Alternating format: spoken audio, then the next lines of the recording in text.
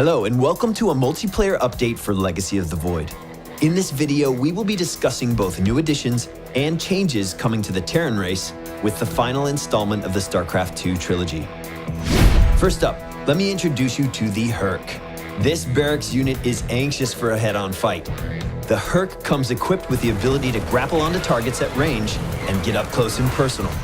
Able to one-shot banelings while dishing out small radius splash damage, the Herc is particularly adept against the Zergling baneling composition. Keep in mind, though, that the Herc is unable to attack air and will have difficulty against larger Zerg ground units. Against Protoss, Hercs are particularly strong due to their high health and light armor. Nothing makes them happier than to jump in and break up a Protoss army. But it only takes a few well-placed zealots to deal with the Herc squad, so prepare yourself to counter appropriately. Up next, meet the Cyclone.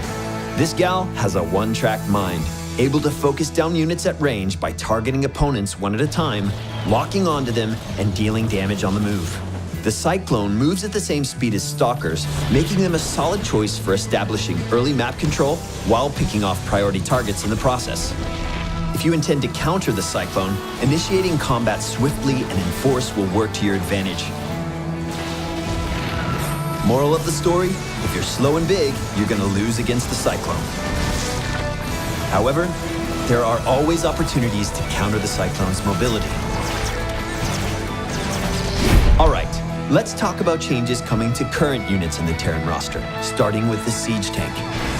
You can now pick up and drop tanks while they're in siege mode. We dig the idea of creating opportunities to harass with the siege tank that weren't previously possible. In general, we think providing more opportunities to control your army in masterful ways is an exciting way to push StarCraft 2. And now the big boy, the Thor. Thors will now be capable of self-repair. It's a pretty simple change. Use emergency repair to heal after combat, and you can bring the unit back up to full. The only drawback is that repairing a unit will prevent it from both attacking and moving. There is a whole world of creative combat options when Thors travel in groups and rotate opportunities to repair.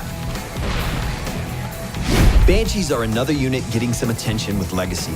We're interested in providing more opportunities to micro Banshees against ground units. So, we're implementing a speed upgrade available once you've built a fusion core.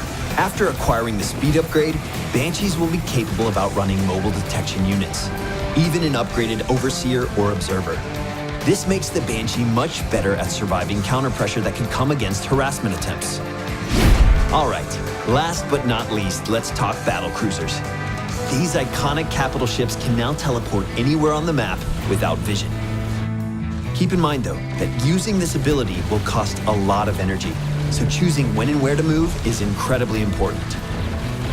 Clearly, there are opportunities where this call makes great sense, and when help is needed, you can get there almost instantly.